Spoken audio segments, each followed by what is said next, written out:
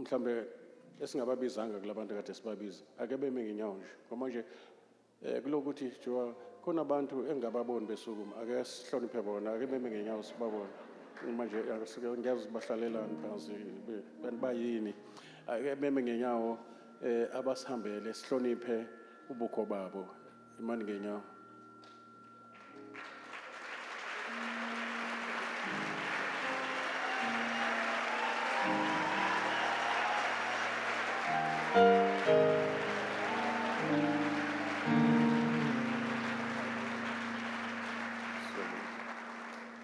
Siyabonga kakhulu bazalwane Nkosi enibusisi.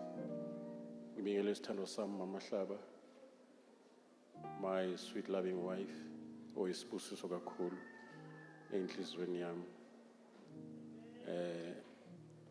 Yeah.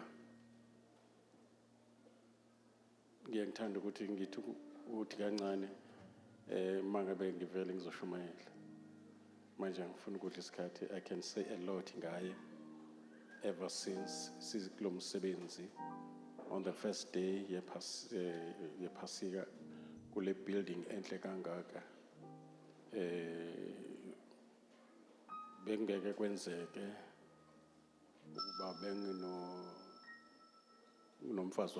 benginomfazi wama 2000 bengeke kulunga.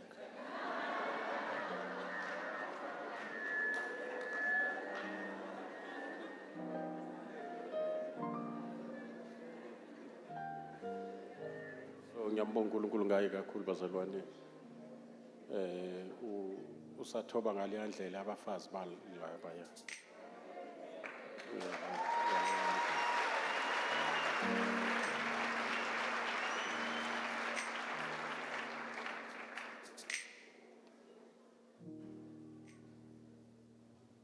baba Sithole nomama Sithole abantwana bethu they are our Timothys.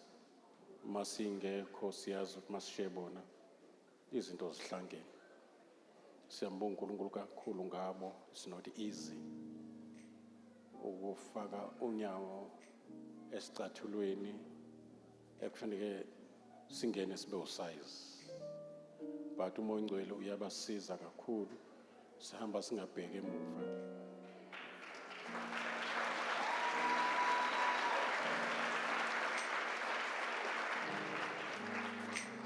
Siyambonga uNkulunkulu kakhulu bazalwane.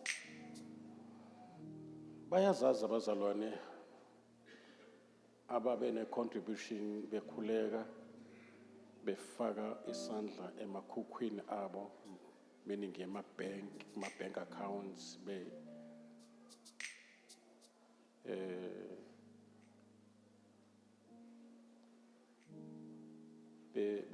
benikela uNkulunkulu ebathinta ukuze kube nje.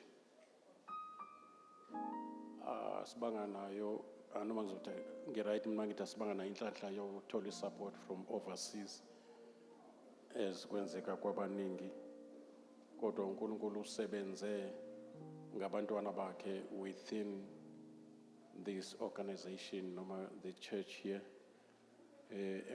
Engafanele simbakhohlwe noma singabazi ngoba banento ukuthi isandla sokukhohlwa singakwazi ukwenziwa isandla sokunene uma benikele. Bakhona bona phakathi kwethu and investment yabo ayizuphelela la emhlabeni nasemazulwini la inundu ingafikho la isela lingafiki khona. Bazothi mabekhonjisa izinto kuthiwa okwakho lokho uthi awuna lokho Nkosi kuyisipho sakho athi no lento awuyenza unikela emsebenzweni wami uproduce lokho kubonayo okukumangalisayo kuzohlala kunje kokwakho forever. Very good.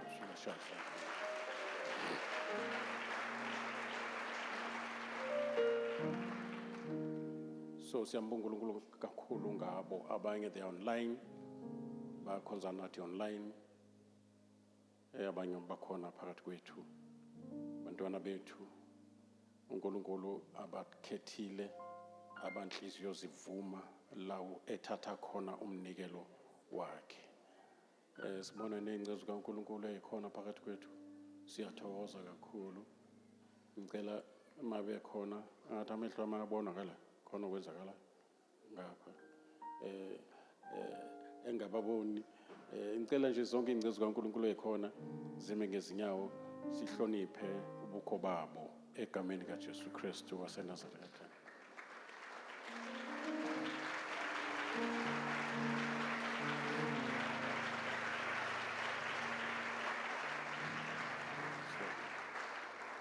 Siyabonga kakhulu. Sesifike ethubeni eli-crucial.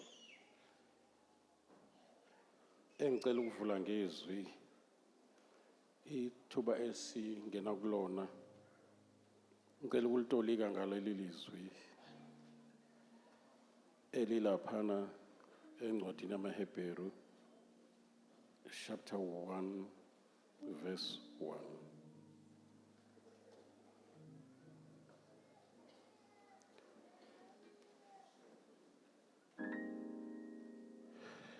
And God, who at sundry time in diverse manners spake in time past unto the fathers by the prophets, hath in these last days spoken unto us by his Son, whom he hath appointed heir of all things, by whom also he made the worlds.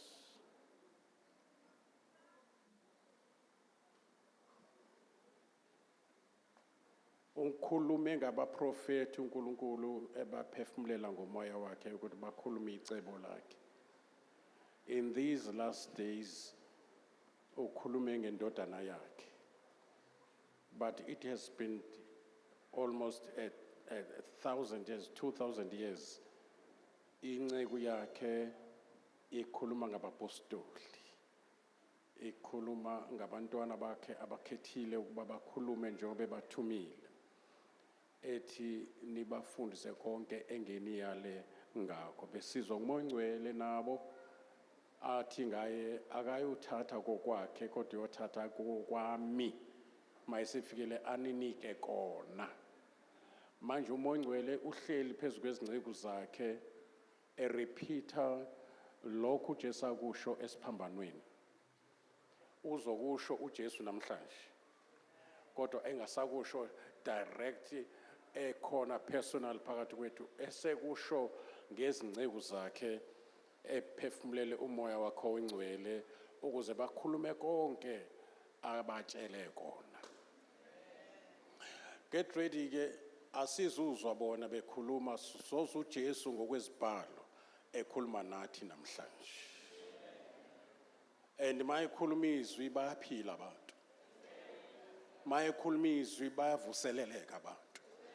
Mayekhuluma izwi baba elevated abantu bayongena kulesithathu izulu. Hallelujah. Fasten your seat belt. The flight is about to take off. Ngizobacela ke beze phambili ngokohlelo lwabo. Beseza phambili sihlanganisa izandla sihloniphe uMoya Ngcwele egameni kaJesu Kristu.